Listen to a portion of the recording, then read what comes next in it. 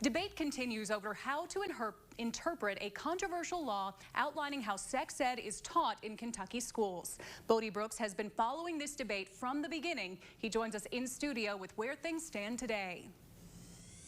Yeah, Andrea, what we have right now is a war of words between the Kentucky Department of Education and the GOP-led General Assembly over one word in one part of this law.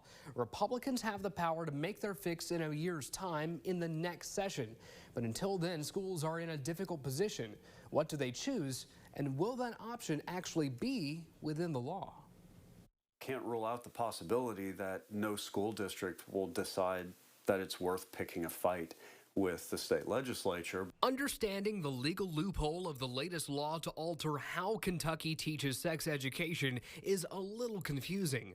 Does the word "or" present an option? The Kentucky Board of Education's advisory guidelines suggest to school districts that they have a choice. As long as they're limiting what they teach elementary school students, they're not restricted by that legislation in terms of what they're allowed to teach middle school students. The bill's sponsor and several Republican leaders say Kentucky education officials are wrong, and the bill's intent was clear, pointing to a 1952 court ruling that says when necessary to carry out the obvious intention of the legislature, disjunctive words can be construed as conjunctive and vice versa. But because there's a court precedent, doesn't mean the law gets changed overnight. Yeah, you can't sue until you have something to sue against, right? UK political science professor Stephen Voss says until someone or some group comes forward that has a reason and the ability to sue, known as standing in the legal world, not much will change here until Republicans come back and make their fix.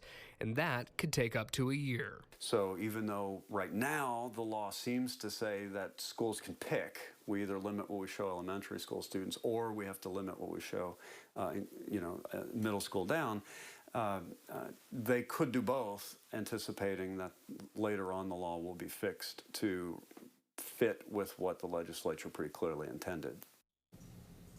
Voss also mentions this isn't the only loophole KDE's guidance points out that could affect the law, such as it referencing the principal choosing curriculum when it's actually the superintendent, and that not teaching about sexual orientation also includes heterosexuality. Andrea?